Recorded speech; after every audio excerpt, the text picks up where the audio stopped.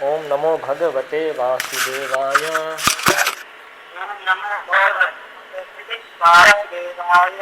ओम नमो भगवते वासुदेवाय।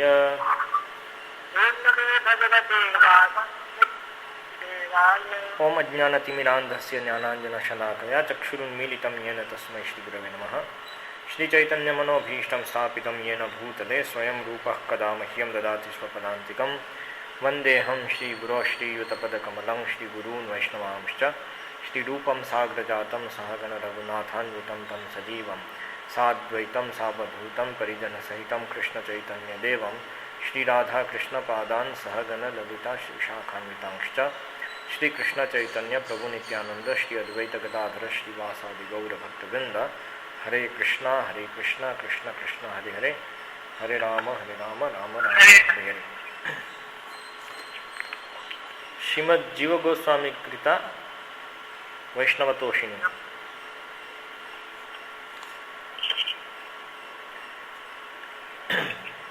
मुकुंद मुकुंद करने वाला है। हाँ, हरे शुरू कर सकते हैं। गोस्वामी कृता वैष्णवतोषिणी। प्रथम श्लोक सर्वप्रथम। श्रीशुकवाच एकदा गृहदासीषु यशोदानन्ददेहिनी कर्मान्तर्नियुक्तासु निर्ममः स्वयं गति।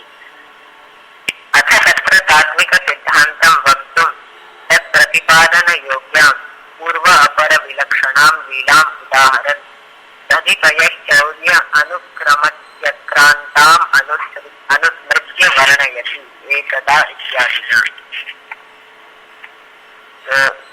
जीव गोस्वामी कह रहे कि यहाँ पर तात्विक सिद्धांत को व्यक्त करने के लिए, उसे कहने के लिए तो तात्विक सिद्धांत प्रतिपादन योग्य जो पूर्व अपर में विलक्षण लीला है,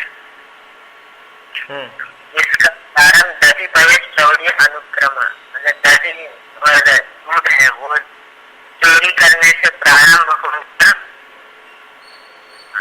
यहाँ पर अत्यक्रांतम या अक्रांतम में वो एक बार समझनी है। दधि पयश्चौर्यानुक्रमति अनुक्रमति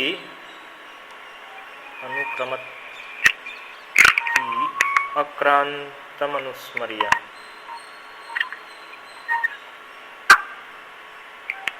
अक्रांताम अनुस्मृत्य वर्णयति।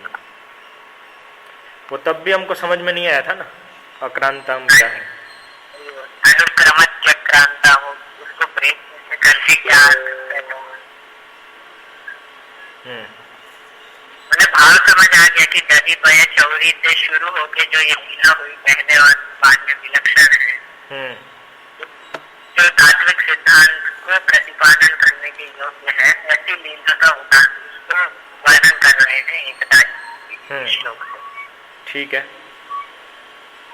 यशोदा इति दामोदरत्वादिना श्रीकृष्णाय प्रेमवश्यतातिशय यशोदानात्।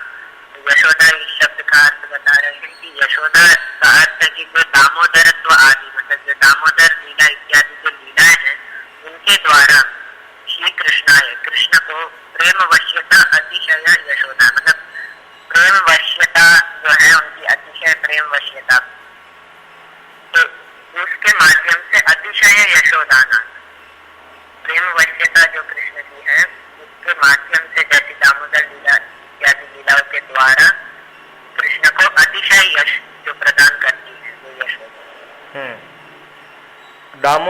दामोदरत्वादिना मतलब दामोदर लीला के माध्यम से तो वो तो हुआ ही, उससे भी और सूक्ष्म अर्थ है कि भगवान का जो दामोदरत्व है, अर्थात उनका रस्सी से बांधा जाना उदर में, वो जो भगवान का रूप है, उस दामोदरत्व को प्रकाशित करने के माध्यम से अतिशय यशोदाना, तो यशोदा ऐसे भगवान का दामोदर रूप है, रस्सी से बंध गए भगवान, उनका जो दामोदरत्व है वो उसका प्रतिपादन किया, उसका प्रकाशित किया ऐसे। आगे नंद तस्य रोहिणी इति अर्थांगत्वात् तेन तस्यापि महात्म्यम्। तो नंद गेहिनी शब्द जो उपयोग हुआ है, तो नंद की रोहिणी भी अर्धांग है, इसका भी महात्म्य जानना चाहिए। उनका भी ये नंद गेहिनी शब्द से केवल यशोदा ही नहीं किंतु रोहिणी का भी महात्म्य होता है। नंद गेहिनी रोहिणी को भी कह सकते वैसे। ठीक है। कर्माधिकारिणीषु सर्वासु एव कर्मान्तरे नैमित्तिक स्वरूपे नियुक्ता सतीषु च अखिलेषु एवं मध्येषु सन्तु प्रत्येकं ममन्थ। तो एक दिन एकस्मिन् दिने गृहदासीषु अर्थात जो यावत् गृह कर्म अधिकारिणीषु, जो भी गृह कर्म है उनमें जो अधिकारियां हैं, उन सब सर्वासु एव कर्मांतरे, मतलब सभी के कर्मांतर दूसरे कर्म में, वो उसका अर्थ बता रहे नैमित्तिक स्वरूप है, जो निमित्त के स्वरूप कर्मांतर है, अर्थात नित्य कर्म निमित्तिक जो आज कर्म उत्पन्न हुए हैं, ऐसे कर्म में नियुक्त होने के कारण अखिलेषु एवं मध्येषु सन्तु, जो भी दही मथने योग्य था उसमें से प्रत्येकम ममन्थ, एक दही का मंथन किया। केवल थोड़ा भेद है इसमें, नहीं? वंशीधर आचार्य जो बता रहे हैं नैमित्तिक इतर कर्मसु वहां पे दिया, यहाँ पे नैमित्तिक रूप स्वरूप कर्मांतरे नियुक्तासु, थोड़ा ये अलग है उसमें। ठीक है, आगे। निबंधन विद्या निवेद्याय पुत्र सभोगाय, वो दही जो है, एक दही जो मंथन कर रहे हैं, वो पुत्र श्रेय निबंधन विद्या, अर्थात पुत्र श्रेय के लिए जो यज्ञ में विद्या अर्पित करते हैं, हविष जो निवेदन के लिए और पुत्र के उपभोग के लिए जानना चाहिए।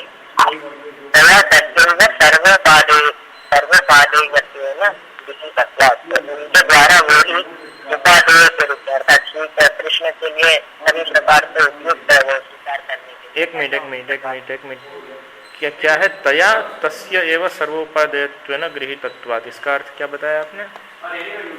तया मतलब यशोदा जी के द्वारा वही जो तस्य अर्थात दही का, वो जो एक दही है उसी का ही सर्व उपादेय, अर्थात सभी प्रकार से उपादेय है, ग्रहण करने योग्य है, ऐसा उपादेय स्वीकार किया गया था।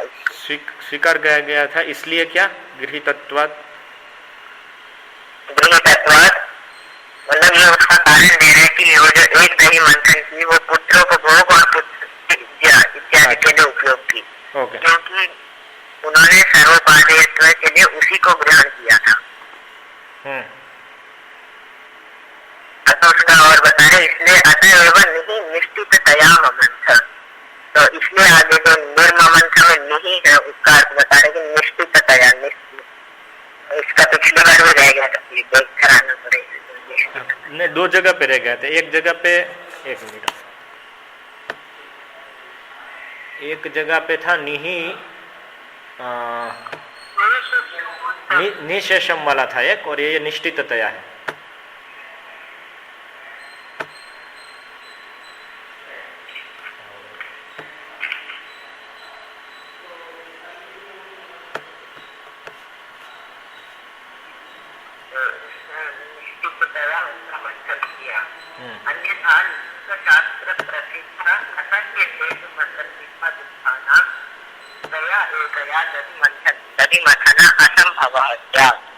अन्यथा बता रहे कि जो लोक शास्त्र में प्रसिद्ध असंख्य बहनों है, उनके दुग्ध का अकेले मंथन करना असंभव, उनके दुग्ध से जो दही बनी उसका अकेले मंथन करना असंभव है।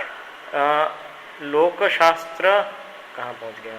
ये जो अतः लोक शास्त्र प्रसिद्ध असंख्य धेनु मत्तलिका दुग्धा नाम, तो ये लोक शास्त्र प्रसिद्ध असंख्य धेनु मत्तलिका दुग्धा नाम का आप क्या बताएं? जो प्रसिद्ध असंख्य धेनु बताए गए, अलग अलग प्रकार की धेनु के प्रकार जो बताए गए लोक शास्त्र में, उनकी दूध अकेले मंथन के दूध के दही का वो असंभव, वो असंभव रहेगा। अलग अलग प्रकार की धेनु तो इस श्लोक, इस समास में नहीं दी गई है लोक शास्त्र में। मतलब लोक शास्त्र में जो प्रसिद्ध, लोके प्रसिद्ध, शास्त्र प्रसिद्ध जो असंख्य धेनु। असंख्य धेनु तो मतलब पूरे जगत की, मतलब नंद महाराज के पास भी अलग अलग प्रकार की गायें हैं। तो यहाँ पे लोक शास्त्र प्रसिद्ध असंख्य धेनु के प्रकार की बात नहीं हो रही है। जो लोक शास्त्र में प्रसिद्ध है कि नंद महाराज के पास असंख्य धेनु है दूध देने वाली, वो बात हो रही है। अर्थात नंद महाराज के पास असंख्य धेनु है दूध देने वाली, तो वो लोक शास्त्र में प्रसिद्ध है। वो जो प्रसंग है, वो जो फैक्ट है, वो लोक शास्त्र में प्रसिद्ध है, इसलिए लोक शास्त्र प्रसिद्ध यहाँ पे बताया है। न कि लोक शास्त्र में जो अलग अलग प्रकार की धेनु दी गई है उसका दूध देने का, क्योंकि उसका प्रसंग ही नहीं होगा यशोदा के कॉन्टेक्स्ट में। ठीक है, आगे। कर्मांतरं च अत्र परम विशिष्टं ज्ञेयम् सर्व परित्यागेन सर्वासामेव नियुक्तत्वात्। अर्थात कर्मांतरम जो यहाँ पे बताया गया वो भी परम विशिष्ट होगा ऐसा मानना, क्योंकि सर्व परित्यागेन सब कुछ छोड़ के सर्वासामेव नियुक्तत्वात्, सभी दासियों का वहाँ पे नियुक्त होना सब कुछ छोड़ के, तो ये कर्मांतर भी परम विशिष्ट होगा। लोकानामपि तद्दिने यतः अवगम्यमानत्वात्, और बता रहे कि लोगों का भी उस दिन यहाँ वहाँ जाके नहीं ऐसा समझना चाहिए ना, ऐसा समझना चाहिए कुछ भी नहीं बताया है। देखिए आप लोग यहाँ पे पंचमी में गड़बड़ कर रहे हैं, ये रिपीटेड वस्तु में देख रहा हूँ। देखिए यहाँ पे एक प्रतिपादित किया कि कर्मांतरम च अत्र परम विशिष्टम ज्ञेयम, ये प्रतिपादन हुआ। मतलब ये उन्होंने बताया कि मैं ये क्लेम कर रहा हूँ कि जो कर्मांतर जो है वो भी विशिष्ट है। फिर उसका कारण एक के बाद एक दे रहे हैं। तो कर्मांतरम परम अत्र परम विशिष्टम ज्ञेयम, तो उसका पहला कारण बताया सर्व परित्यागेन सर्वासामेव नियुक्तत्वात्। तो जो नियुक्तत्वात् है पंचमी में जो है ना, वो उसका कारण बताया है कि सभी कुछ छोड़ करके लगे दूसरे कार्य में लगने के कारण। फिर गोपानामपि तद्दिने यतः ततः गतत्वेन अवगम्यमानत्वात्। और ये भी जाना जाता है कि गोप लोग भी इधर उधर सब जगह पे जा रहे थे उस समय सभी लोग, तो उसके कारण तो ये त्वात जो आता है वो कारण, उसके कारण, इसके कारण। मैं ये जो कह रहा हूँ उसको सपोर्ट कर रहे हैं ऐसा। तो ऐसा जानना चाहिए, ऐसा नहीं बोलना है। वहाँ पे उसके कारण गोपों का भी अलग अलग जगहों पे उस दिन जा रहे हैं, ऐसा जानने में आने के कारण ऐसे। इसलिए कर्मांतर परम विशिष्ट। आगे इंद्रयाग रूपम, वो जो कारण कर्मांतर है वो इंद्रयाग रूप है। तस्यैव व्रजे तादृशम मान्य चरण, तो उसी का व्रत में मान्य चरण होने के कारण, अर्थात उसका सम्मान्य रूप का पालन होने के कारण। कार्तिक मास उपास्य दामोदर लीलायाः समकालत्वाच्च, और कार्तिक मास में जो उपास्य दामोदर लीला है उसका भी समकालत्व होने के कारण क्या इंद्रयाग रूप है वो कर्म। हाँ यस, देखिए इंद्रयाग रूपम तच्च कर्म इंद्रयाग रूपम। फिर उसके कारण बताने लगे ना, तस्यैव व्रजे तादृश मान्य तच्चरत्वात्, एक कारण। दूसरा कारण बता रहे हैं कार्तिक मासोपास्य दामोदर लीला यहाँ समकालत्वात् च, और इसके कारण भी ऐसे। फिर आगे अरे यादव के क्या कार्तिकीयत्वं तथा प्रवर्तित श्री गोवर्धनमकस्य कार्तिक शुक्ल प्रतिपदी लोकागमयोर विधीयमानत्वात्। तो याद है वो भी कार्तिक में ही होता है, क्योंकि उसके प्रारंभ में प्रवर्तित जो गोवर्धन पूजा है, गोवर्धन यज्ञ है, वो कार्तिक शुक्ल प्रतिपद में लोक में और आगम में विधीयमान हुआ है, उसके कारण भी कर्म इंद्रयाग है। तथा जो शरद वर्णनाय न अमात्रतः संयोगेन सह इंद्रियैश्च महोत्सवैः इति वक्ष्यते।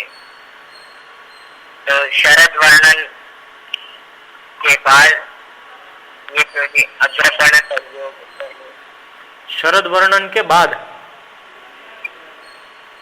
अग्रपण संयोग में इसका एक्चुअली वो शरद वर्णनायाम अग्रपण संयोगेन ऐसा है।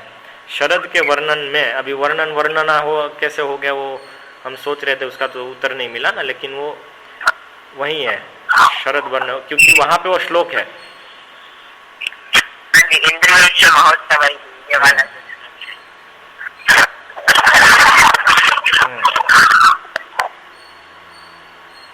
तो शरद वर्णन तथा च का अर्थ क्या है? साथ ही साथ ना, साथ ही साथ नहीं है। साथ ही साथ पहले जो कर्मांतर का वो दिया कि इंद्रिय रूप कैसे है,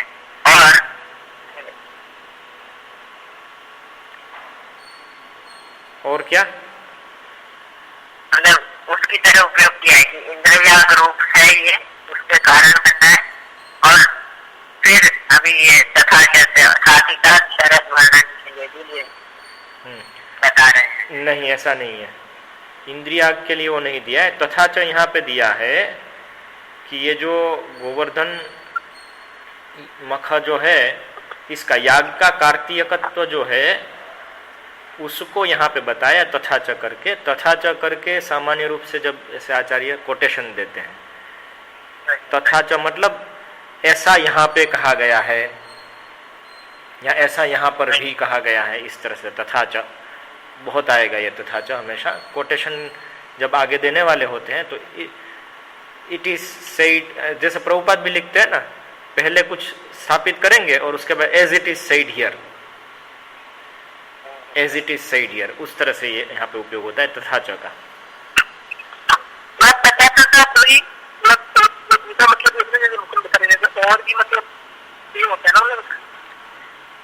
और भी बहुत सारे मतलब हो सकते हैं, लेकिन यहाँ पे जो उपयोग हुआ है वो as it is said here, quotation introduce करने के लिए उपयोग हुआ है। जो पीछे बताया उसके सपोर्टिंग कोटेशन देने के लिए, जैसे प्रभुपाद लिखते हैं as it is said here, as it is said in the Bhagavad Gita, फिर श्लोक लिखेंगे, उस तरह से उपयोग हुआ है। यहाँ पे भी उसी प्रकार से उपयोग हुआ है। तथा च ऐसे इस श्लोक में ऐसा बताया है।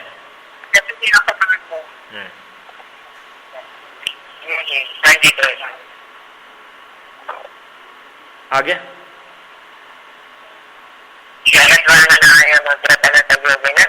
इंद्रियैश्च महोत्सवैः इति वक्ष्यते। तो वही शरद वर्णन में इंद्रियैश्च महोत्सवैः इसके माध्यम से कहा जाएगा, ऐसा कहा जाए।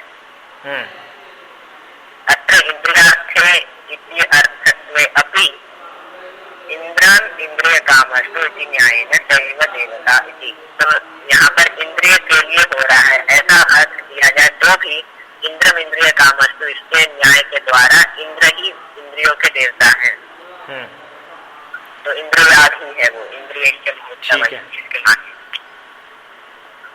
सही। अभी दूसरा श्लोक है, यानी यानी गीतानि तद्बाल चरितानि च तभी निर्मंथने काले स्मरन्ति तानि गायत। यानी यानी तस्य बालस्य चरितानि इह तव सभायां मया गीतानि। तो बता रहे जो बाल के चरित आपके पुत्र के चरित हैं, तस्य मतलब उनके जो चरित हैं बालक के, जो इस तव सभायां मया गीतानि मतलब इधर आपकी सभा में जो मेरे द्वारा गीत हैं, तानि सर्वाणि वो सभी स्वयं स्मरन्ति, स्वयं स्मरण करते हुए वात्सल्य विलासेन भावयन्ति, और वात्सल्य विलास में उसका चिंतन करते हुए स्वयं स्मरन्ति। तो वात्सल्य विलासेन भावयन्ति, भावयन्ति, ये वात्सल्य विलासेन भावयन्ति, ये स्मरन्ति का एक एक्सपेंशन है कि अलग से बताया है? स्मरन्ति मतलब केवल ऐसे साधारण स्मरण नहीं, वो वात्सल्य विलास में जो कर। सही। तो उस प्रकार से वर्णन करते हुए तस्ना निर्मंथनम यत्र तस्मिन काले, मतलब तस्वी का निर्मंथन जब होता है उस काल में गाना अवसरे अगायत, गान के अवसर में गाया। गानावसरे अगायत, तो गानावसरे ये सती सप्तमी है कि अधिष्ठान सप्तमी है? ये अधिष्ठान सप्तमी है। तो इसका अर्थ क्या हुआ? तस्मिन काले गानावसरे, ये मिला करके फिर क्या हुआ? हाँ, सती सप्तमी है कि तस्मिन गानावसरे, उस काल में गानावसर होने पर।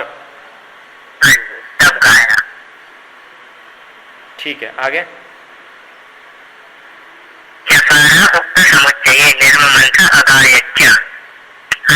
यहाँ वो दे रहे हैं कि जकार है वो उक्त समुच्चय में है, उसका उन्होंने लिया निर्ममंथ और अगायत, इन दोनों का समुच्चय किया। वहाँ उन्होंने यदा तथा का समुच्चय किया था, यहाँ उन्होंने निर्ममंथ और अगायत। मंथन और गान को एक साथ करने में चकार है। वहां पे भी अर्थ तो वही निकल रहा था, अर्थ वही था, उन्होंने ऐसे लिया था, यहाँ पर उक्त समुच्चय लिया है। निर्ममंथ सर्वाणि स्वयं तत्क्षणानि बद्धानि वा इति ज्ञेयं गीतरूपेण इति शेषः। तो स्वयं नाना कविजन रचितानि, अर्थात अनेक कवियों के द्वारा रचित सर्वाणि स्वयं तत्क्षणानि, या तो स्वयं तत्क्षण जो उन्होंने निबद्ध किए, इति ज्ञेयं, ऐसा जानना चाहिए। क्या मुझे ठीक से सुनाई नहीं दिया? नाना कविजन रचितानि सर्वाणी, तो आप क्या बताए उससे?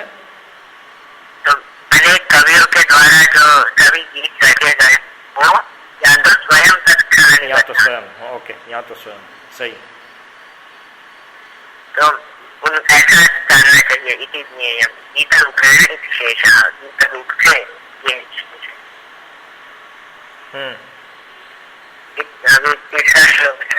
सौमं वासः पृथुकपितते विप्रति सूत्रलक्ष्णं पुत्रस्नेहस्फुटकुचयुगं जातकम्पं च तुभ्रूः तद्वातः श्रमभुजचलत् कङ्कणौ कुण्डले च वृन्दं वक्षं कबरविदलन् मानसी निर्मुक्तम्।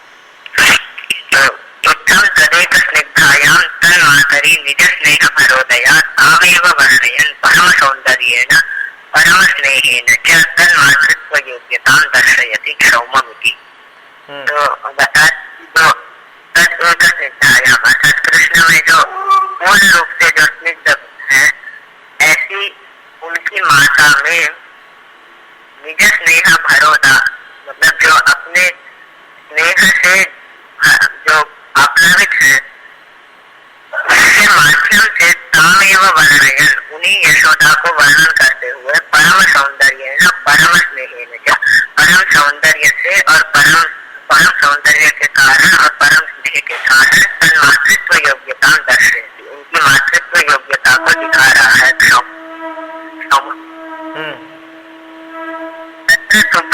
पृथुकटितः इत्युपलक्षणेन सर्वांग सौंदर्यं व्यंजितम्। तो शुभ्रोः पृथुकटितते, ये शब्दों के माध्यम से मतलब इसको उपलक्षण के रूप में लेके सभी अंगों का सौंदर्य यहाँ पे व्यंजितम्, अर्थात ऐसा समझना चाहिए, ऐसा वर्णित है, ऐसा समझ। वेश सौंदर्यम क्षौमम इत्यादि ना, और वेश सौंदर्य भी है वो क्षौमम इत्यादि के माध्यम से। अर्थात क्षौमम जो है वो वेश सौंदर्य का उपलक्षण है, ऐसा? मतलब पृथुकटितते और शुभ्रोः इति उपलक्षेन सर्वांग सौंदर्यं व्यंजितम् वेश सौंदर्यम क्षौमम इत्यादि ना। तो वेश सौंदर्य उसके लिए क्षौम इत्यादि के द्वारा ये उपलक्षण से वेश सौंदर्य लेना चाहिए। ठीक है। तो वेश मतलब संगत में उन्होंने जो वेश धारण किया उसको समझना है क्या? वेश मतलब जो उन्होंने वेशभूषा करी है, सब वेश मतलब उनका जो वेशभूषा इत्यादि सब है उससे, कुंडल वस्त्र ये सब वेश जो दिखता है उससे, ऐसे वेशभूषा ऐसा समझ। शर्मम अतसी तंतुत्थम बालकम, तो क्षौमम का अर्थ देगा कि अतसी तंतु से जो बना है उत्तम, उससे उत्पन्न जो वाल्क है। वाल्क मतलब वल्कल तो अलग है, वाल्क देखना पड़ेगा। वाल्क मुझे भी नहीं पता है, लगता है कि कपड़े की बात हुई है। कपड़े की बात हुई वो स्पष्ट है, लेकिन वाल्कम एग्जैक्टली कोई विशेष कपड़ा है या साधारण कपड़ों के क्या? नहीं, वाल्क मतलब शायद कपड़ा ही होता होगा, चाहे किसी का भी बना हो, तो इसलिए तंतु उत्तम है ना, तंतु उत्तम, अतसी तंतु से बना हुआ कपड़ा, ऐसा कुछ होगा, बुना हुआ। वल्कल है वो विशेष रूप से जो कोई पशु की चमड़ी या वृक्ष के चर्म का बनता है, वो वल्कलम बोलते हैं। ऐसे वाल्कम का कोई विशेष अर्थ है या? यहाँ पे तो कॉन्टेक्स्ट में ही दिखता है कि कोई विशेष अर्थ नहीं है, वाल्कम मतलब कपड़ा ही होगा।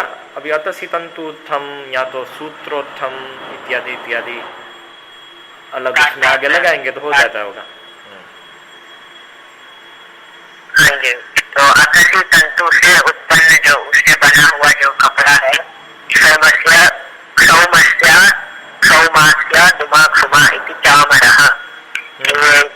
उदाहरण दे रहे हैं चामर कोश से कि जो क्षौम से दुमाक्षुमा, इससे क्षौम आता है। अति सूक्ष्म इदम अवलोक्यते, नाना अति सूक्ष्म इदम अवलोक्यते। तो ये बहुत सूक्ष्म है,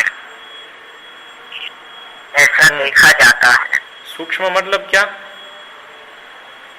मतलब बहुत फाइन है। फाइन मतलब क्या? मतलब रेशम का कपड़ा होता है, जैसे बहुत ही एक होता है थोड़ा मोटा मोटा, एक बहुत पतला पतला। हाँ, सूक्ष्म मतलब यहाँ पे पतला। जैसे एक धोती आती है ना, मतलब कॉटन की धोती आती है जो एक अंगूठी से आप पूरी पसार कर सकते हो। एक धोती आती है कॉटन की जिसको आप एक अंगूठी से पसार कर सकते हो, पूरी ऐसे निकाल सकते हो अंदर से अंगूठी के, इतनी पतली होती है। पूरी धोती जो 4 मीटर की होती है, हम जो पहनते हैं ऐसी, वो एक आप अंगूठी से निकाल सकते हो पूरी। एक कोने से आप अंगूठी से ऐसे दूसरी साइड से निकालोगे, पूरी खींच सकते हो अंदर से। आती है ना, बंगाल में मिलती है, स्पेशल बहुत ही पतले धागे की बनाते हैं, उसको सूक्ष्म कहते हैं। नाना रागम च इति तो सचित्रम खितम ज्ञेयम, और साथ ही साथ अनेक रंगों वाली और सचित्रम पीतम, अर्थात कुछ चित्र बने हो, अर्थात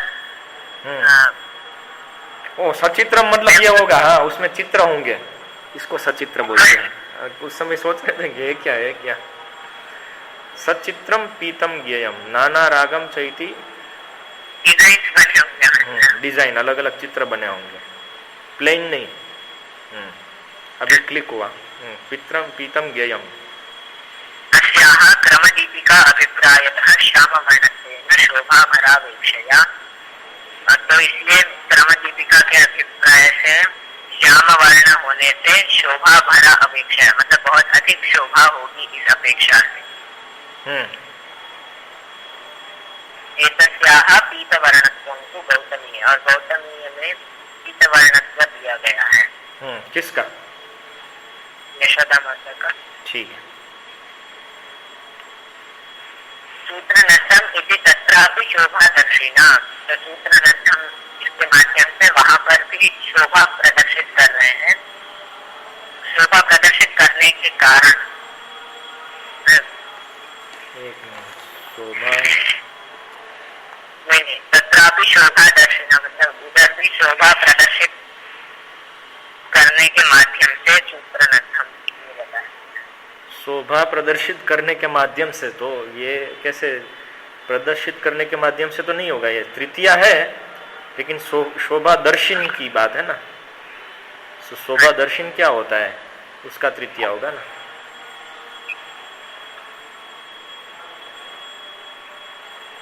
तत्रापि शोभा दर्शी, उधर भी अपनी शोभा को प्रदर्शित कर रहा है। शोभा दर्शयति इति शोभादर्शी।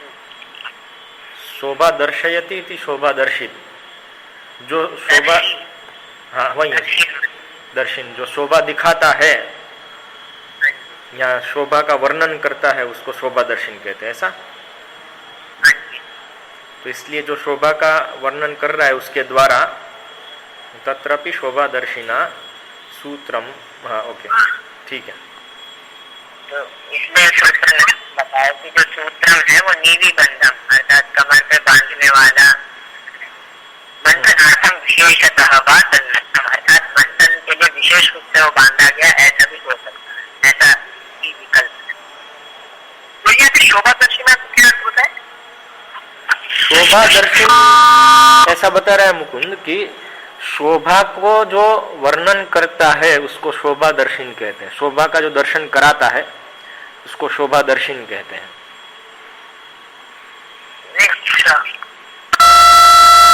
यह शोभाम दर्शयति सह शोभा दर्शिन,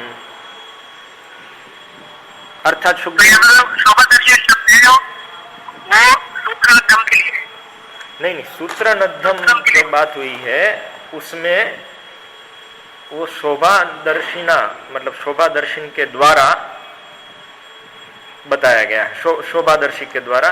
तत्रपि शोभा दर्शिना सूत्रम निविबद्धम मंथनार्थम विशेषत्वा तन्नद्धम स्वाभाविक चेष्टा सौंदर्यमाह रज्जुत स्वाभाविक।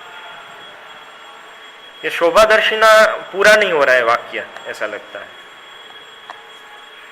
तत्रापि शोभा दर्शिना सूत्र नद्धमिति, तत्रापि शोभा दर्शिना सूत्रम निविबद्धम।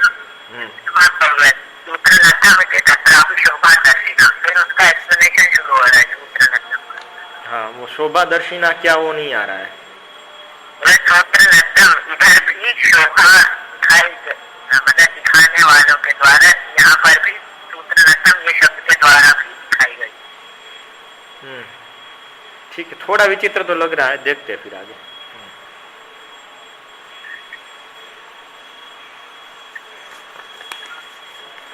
आगे पहले जैसे बताया ऋतु कटी तटे सुग्रोह, फिर वेश सौंदर्य के लक्ष्य, उसके बाद शोभा भरा विषय श्यामा वर्णत्वेन वो बताया।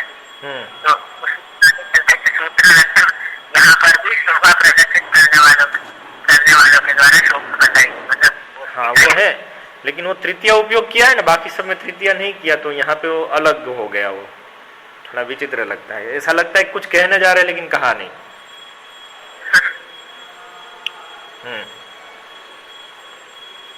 स्वाभाविक चेष्टा सौंदर्य महारथ्यु इत्यादि ना, और स्वाभाविक जो चेष्टा है उनकी जो कार्य है उनकी एक्टिविटी मतलब जो वो कर रही है उसमें उसका सौंदर्य बता रहे हैं रज्जु इत्यादि के द्वारा। रज्जु इत्यादि ना नहीं है, रज्वा इत्यादि ना है। रज्जुआ इत्यादि ना, वो दो प्रकार से कर सकते। रज्जु आकर्ष श्रमेण कर सकते, रज्वा आकर्ष श्रमेण ऐसा भी कर सकते हैं।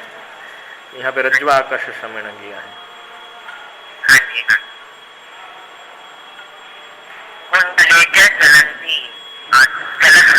कुंडले तो उसका बता रहे कुंडल भी चलते हुए शत्रुकृत्य। कबरः केशबन्धः, कबर का अर्थ बता रहे हैं केशबन्धः, मानसो इत्यत्र कप्रत्ययाभावः समानान्तो विकलस्य इति ज्ञापनात् मानसी तस्या एव कार्ये प्राधान्यात्। तो मानसी यहाँ पर कप्रत्यय का अभाव है, समास के अंत में कप्रत्यय वाली विधि है वो अनित्य है ये, और इति ज्ञापनात् मानसी इति, तो ऐसा बताने के ऐसा प्रदर्शित करने के कारण मालती तस्या एव कार्तिक प्राधान्य, तो जो मालती शब्द बताया गया उसका प्रत्याहार मालती का ही कार्तिक में प्राधान्य है।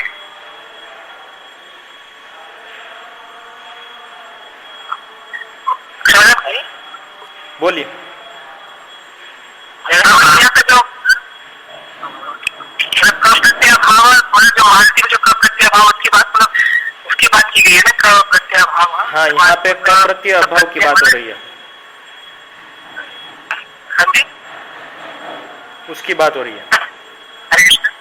हाँ, उसकी बात हो रही है। क प्रत्यय के अभाव को समझा रहे हैं।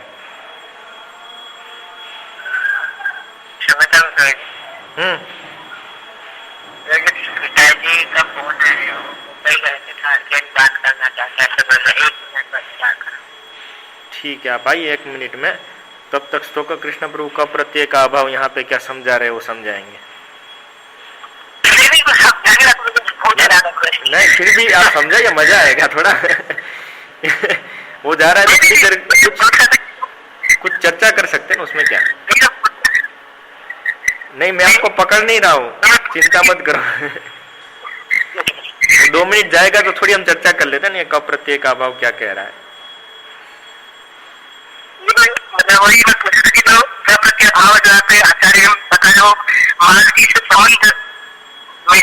हाँ, मालती के संबंध में, मालती के संबंध में है।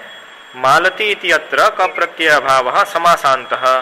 तो समास के अंत वाला है वो जो विधि है, समासांतः विधि ही अनित्यः इति। तो ये जो समास अंत के जो विधि है जिसमें क प्रत्यय का अभाव जो हो रहा है वो अनित्य है, ऐसा बोल रहे हैं कि वो हमेशा ऐसा नहीं होता है। अनित्यः इति ज्ञापनात्, ऐसा जानने से मालती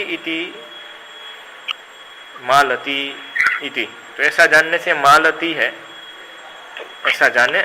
तस्या एवं कार्तिक प्राधान्यात, और उसका कार्तिक में प्राधान्य होने के कारण भी मालती शब्द उपयोग किया गया है। हाँ, मालती मतलब मालती होना चाहिए। मालती क्यों उपयोग हुआ है, यह प्रश्न था। ऐसा कुछ है, मतलब उसमें क प्रत्यय का कुछ अभाव है, ह्रस्व होना चाहिए, और ऐसा है ना, ह्रस्व अभावस्तु आर्षः, ऐसा बताया था। तो यहाँ पे जीव गोस्वामी बता रहे कि ये जो विधि है जिसमें ये कर प्रत्यय का अभाव हो गया और ये दीर्घ हो गया, तो ये अनित्य है, ये विधि अनित्य है, हमेशा ऐसे उपयोग नहीं होता है। तो इसलिए यहाँ पे मालती ही जानना चाहिए। यहाँ पे मालती पुष्प की बात हुई है, कुछ और बात नहीं हुई है। पॉइंट ये है।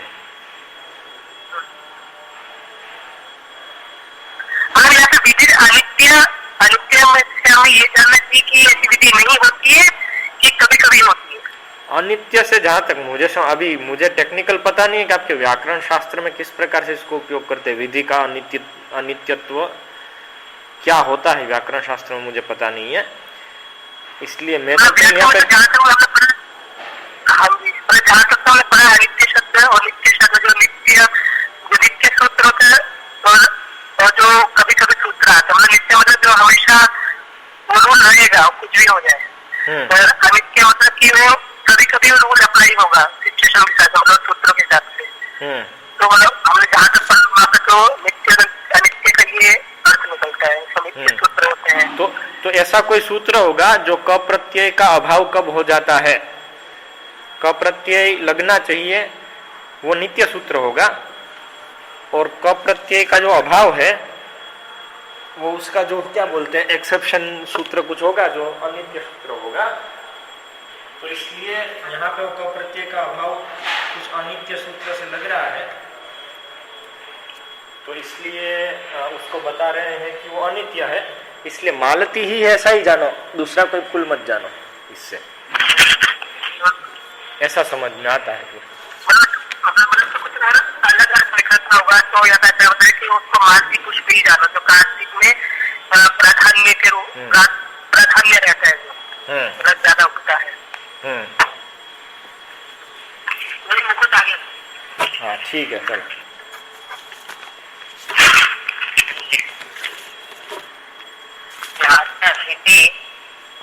पुत्र चरित गाना, जात संपम में जो जात है वो बता रहे, जात अर्थात पुत्र चरित गान से जो उत्पन्न हुआ है, ऐसा गान। जात इति च पुत्र चरित गानात। अच्छा, जात कंपम। चरित गाना जातक कंपम जातः, पुत्र चरित गानात कंपम जातः, ऐसे। सुब्रोह इति ब्रुवश्चालन व्यंजनया हर्षादि भाव विलासः वर्णितः। और सुब्रोह के माध्यम से जो भ्रूभोह के चालन और इससे जो हर्षादि भाव विलास है वो भी वर्णन किया गया। भोवों के चालन से भ्रुवश्चालन उसके माध्यम से हर्षादि जो भाव है उसका विलास, उसकी प्रसन्नता जो है हर्षादि भाव विलास वो भी वर्णन किया है। विशेषमय चतुर्थ श्लोक है। कामहासाद्य मथनन्तीं जन्मीं हरिः गृहीत्वा दधिमन्थानं विशेष प्रीतिमावहन्। तत् विशेषमय बाल्य लीला रूपया सुधा स्तन्यकामः। स्तन्यकामः वो बता रहे किस प्रकार की भूख से स्नेह विशेषमय बाल्य लीला रूप है, अर्थात स्नेह विशेष के युक्त जो बाल्य लीला रूप की भूख है उससे स्तन्य काम जो है ताम तादृक स्नेह रसमयी यतः जननी। तो ऐसे होकर तादृक स्नेह रसमयी उस प्रकार से जो स्नेह रसमयी क्योंकि वो माँ है, इति श्री कृष्ण अंतस्थित भाव एवं अनुवदति। तो इस प्रकार से कृष्ण के अंत अर्थात जो हृदय में भाव है उसको यहाँ पे कहा जा रहा है। किसका भाव है? कृष्ण के अंतस्थित जो भाव है। श्री कृष्ण अंतस्थित भावम एवं अनुवदति। मतलब कृष्ण वास्तव में भूखे उस प्रकार से जैसे साधारण है वैसे भूखे नहीं है साधारण, बल्कि स्नेह विशेष में जो भक्ति लीला की भूख है उसके कारण वो स्नेह रसमयी माता के पास जा रहे हैं। ये कृष्ण के अंतस्थित भाव है, उस पर बताया ताद्रिक। हाँ, ताम मतलब यहाँ पे ताद्रिक स्नेह रसमयी जननी। हाँ जी। तो उससे श्री कृष्ण के अंतर स्थित जो भाव है उसी को बता रहे हैं। ऐसे उसके पास क्यों जा रहे हैं कि वो उसी तरह से स्नेह, जैसे स्नेह रसमयी भूख है ऐसे ही स्नेह रसमयी जननी है। ऐसे इसी प्रकार की जननी सुखमेव अभूत, और उसके माध्यम से जो कृष्ण है भूख लगी इस प्रकार से उससे तस्याह सुखमेव अभूत, उसका सुख ही हुआ। समन्ता अर्थात प्रीत का अर्थात प्रदान करते हुए तनपाने प्रयत्न मंथन दंड प्रीतिम आ समन्तात वहन प्रापयन। क्या है वो एग्जैक्टली? प्रीतिम अर्थात जो प्रीतिम आवाहन में प्रीतिम है, उसके बाद आवाहन का उन्होंने विग्रह किया कि आ अर्थात समन्तात पूर्ण रूप से, वहन का अर्थ है प्रापयन प्रदान करना। तो पूर्ण रूप से प्रीति प्रदान करते हुए वो आगे बता रहे स्तनपाने प्रयत्नात् मंथन दंड ग्रहणेन निषेधन सामर्थ्यात् चातुर्याच्च। स्तनपान के लिए प्रयत्न करने से, मंथन दंड ग्रहण के द्वारा, निषेधन सामर्थ्य के द्वारा और चातुर्य के कारण। ये चार चीजों से प्रीति प्राप्त कराई यशोदा को। एवं मनोहरणात् हरि, इस प्रकार से मनोहरण करने के कारण हरि। तो यहाँ श्लोक में जो हरि शब्द आया उसका बता रहे कि इस प्रकार से ऐसा सब करके जो मन को हरण कर लेते हैं इसके कारण हरि ही कहलाते हैं। शय्यातः उत्थाय इति ज्ञेयम्, शय्या से उठ के ऐसा जानना चाहिए। कार्तिके प्रातः एव मंथन व्यवहारात् बालांतरैः असंतत्वात्। तो उसका कारण दे रहे कि क्यों उन्होंने शय्यातः उत्थाय ये स्वीकार किया, क्योंकि कार्तिक में प्रातः में ही मंथन व्यवहार होता है अर्थात मंथन कार्य होता है, और उस समय उनके साथ अन्य गोप बालक भी नहीं थे। उनके असम्मिलित तत्व के कारण भी ये अर्थ है कि शैया से ही उठके वो वहाँ माता के पास। ठीक है, सम्यक।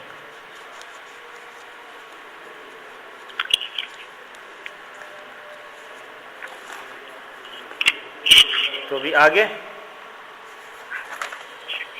स्तोक कृष्णा की बारी है, किसकी बारी है? हाँ, जीव सनातन गोस्वामी कृता बृहद वैष्णव तोषणी। तैयार हो?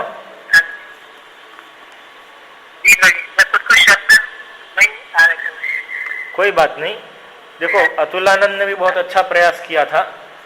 देखो, मुकुंद के साथ कंपैरिजन मत करो, तो फट फट बोलेगा, उसको भगवान की जो भी कृपा है या पिछले जन्म से आया है तो फटाफट कर देगा।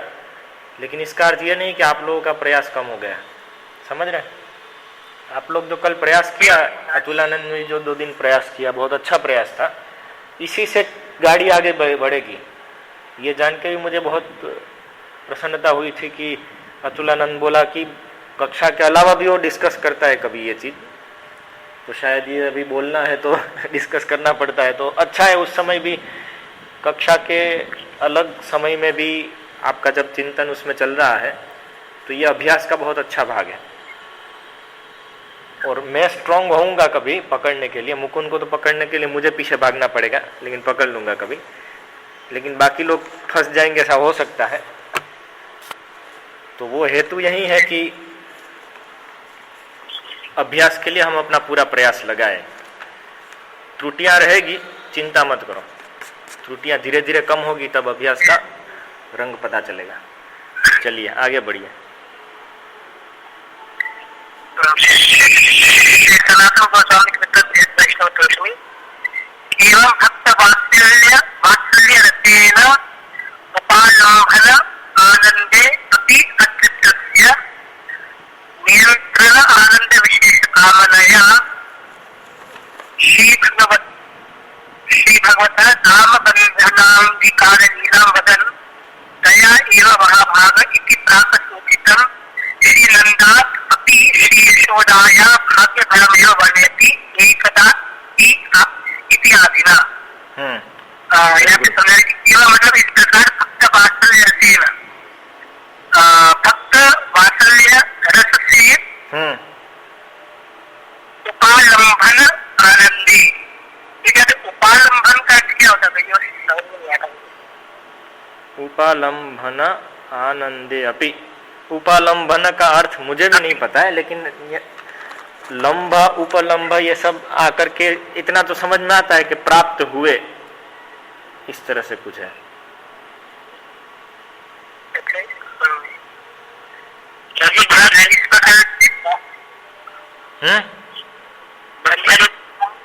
सामने से क्या डिक्शनरी है, संस्कृत डिक्शनरी में एक बार देखे तो उपालंभन आपके पास है? सामने रूम में देख लीजिए एक बार, तब तक स्तोक कृष्ण आगे चलते रहिए। उपालंब मतलब यही होगा, प्राप्त हुए। इस प्रकार से भक्त वात्सल्य रस से प्राप्त हुए आनंद में अतृप्त, आनंद में भी अतृप्त मतलब तृप्त नहीं हुए, तृप्त अतृप्त यह तस्य, इस तरह से खंड करके बोलेंगे तो हिंदी में आसान रहेगा। इस तरह से भक्त वात्सल्य रस से उपलब्ध आनंद में भी जो अतृप्त है, ऐसे का अतृप्त है, ऐसे का अतृप्त है, ऐसे का नियंत्रण आनंद विशेष कामनया, अर्थात कि नियंत्रण आनंद विशेष जो कामना है उससे कामनया। नियंत्रण आनंद विशेष कामना क्या है? हाँ बोलिए। उपालंभन का दिया है दुर्वचन, उलाहना, निंदा। क्या दिया है? दुर्वचन, उलाहना, निंदा। मतलब उपालंभन आनंद मतलब वो जो निंदा का आनंद भी लेने के लिए भगवान, हाँ जी, दास का आनंद, भक्त वात्सल्य रस में दास का भी आनंद लेने से भी अतृप्त, जो अतृप्त है नियंत्रण विशेष कामना, मतलब नियंत्रण आनंद विशेष कामना से, मतलब वही बात का आनंद जो अतृप्त नियंत्रण आनंद, मतलब किसी भगवान को किस प्रकार से नियंत्रण कर रहे हैं उसका आनंद, उस कामना से, उस विशेष आनंद की कामना से श्री भगवतः, मतलब भगवान की दाम बंधन अंगीकार लीला बदन, और भगवान की दाम बंधन जो लीला है उसको बोलते हुए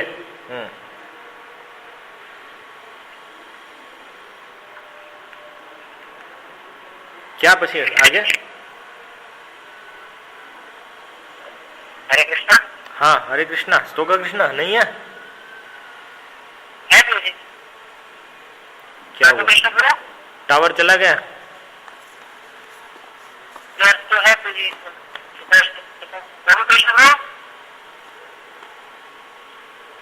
हरे कृष्णा।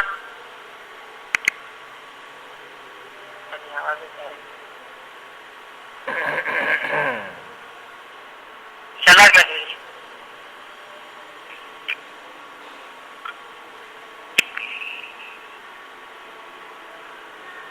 हरे कृष्णा। हरे कृष्णा। हरे कृष्णा। आ गए वापस? तो ये मतलब मेरे कॉल तो चालू ही था। तो आपकी आवाज नहीं आ रही थी हमको? मुझे आपकी आवाज आ रही थी पर वदन वदन कह के हम लोग को फिर आपकी आवाज नहीं आ रही थी। वदन जो था मतलब श्री भगवता दाम बंधन अंगीकार लीला वदन, मतलब भगवान की जो दाम बंधन, जो दामोदर लीला, दाम बंधन लीला को बोलते हुए दया एवं महाभाग, दया एवं मतलब कि यहाँ पे दया एवं, यहाँ पे शायद दया यशोदा देवी को बताया जा रहा है कि दया एवं महाभाग की प्राप्त सूचितम। ये महाभाग जो शब्द है वो पहले के जो श्लोक है नंद एवं पर्वत ब्रह्मन श्रेय एवं महोदयम यशोदा च महाभाग, तो जो पूर्व श्लोक में जो महाभाग है वो यशोदा देवी के लिए प्राक सूचितम, मतलब पहले बताया गया है। तो उस श्लोक में श्री नंदादपि श्री यशोदाया भाग्य भरमेव वर्णयति, कि वो जो प्राक सूचित महाभाग शब्द पे श्री नंदादपि मतलब नंद महाराज के भी यशोदाया भाग्य भरमेव, यशोदा देवी का भाग्य अधिक है ऐसा वर्णयति, ऐसा वर्णन करते हैं, एक ऐसा वर्णन करते हैं। और एकदा इत्यादि ना से हमें ऐसा वर्णन करते हुए एकदा इत्यादि ना से हमें अर्थ मिलता है। हाँ, एकदा इत्यादि ना से ऐसा वर्णन करते हैं। अभी यहाँ पे तया एव तया यशोदा के लिए नहीं है, कामना के लिए है। कौन सी कामना? नियंत्रण आनंद विशेष कामनया। यहाँ पे वो जो नियंत्रण आनंद विशेष की कामना से आगे यहाँ पे जो बात हुई है, उसी तया एव कामनया महाभागा इति प्राप्तितम, उसी कामना से पहले ऑलरेडी प्रश्न किया था राजा ने। तया एव कामनया महाभागा इति प्राग सूचितम। क्या है प्राग सूचितम? श्री नंदादपि यशोदाया भाग्य भरम। तो नंद महाराज से भी यशोदा देवी का जो भाग्य आधिक्य है उसी को वर्णन कर रहे हैं अभी। एवं वर्णयति, उसी एकदा इत्यादि श्लोक से उसी को वर्णन कर रहे हैं।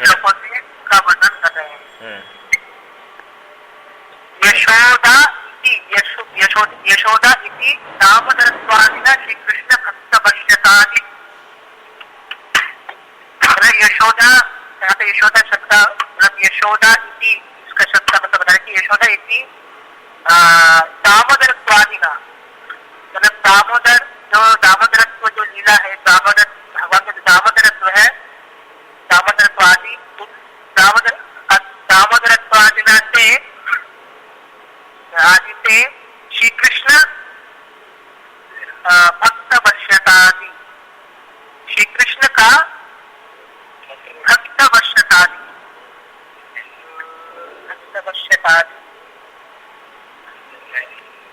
हाँ मतलब भक्त वश्यतादि मतलब कि श्री कृष्ण का भक्त वत्सलता दर्शाती है, दामोदरत्वादि जो लीला है उससे। हरे कृष्ण। हाँ बोलिए बोलिए।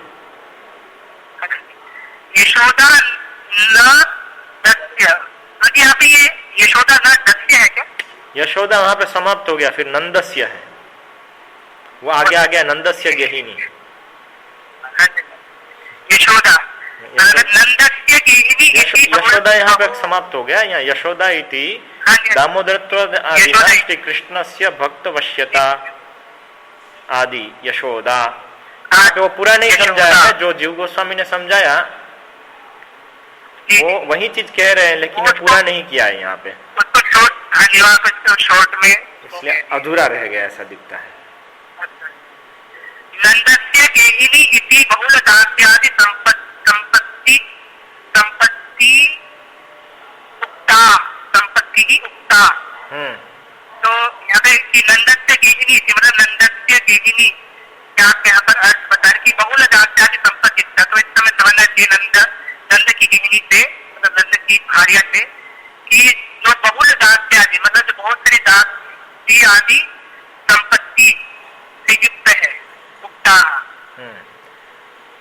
नंदस्य गेहिनी इति, नंदस्य गेहिनी यहाँ पे बता करके जो बहुत सारी दासी आदि संपत्ति है वो बताई गई है, ऐसे वही बताई गई है नंदस्य गेहिनी इस शब्द से संपत्ति बताई गई है। गृहस्थदासीषु कर्मकरीषु, यहाँ से कल, यहाँ से ये लंबा वाक्य है, यहाँ से कल करेंगे, ठीक है ना? 1:05 हो गई है। आप लोगों ने 2 टाइम सोचा, गौण टाइम, गौण काल,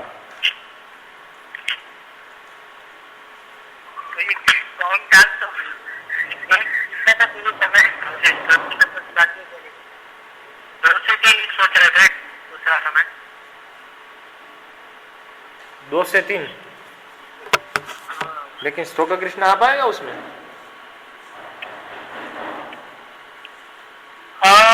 ये 2-3 बजे में रोजी शायद क्लास लूंगा श्लोक के ऊपर। हरे कृष्ण। हाँ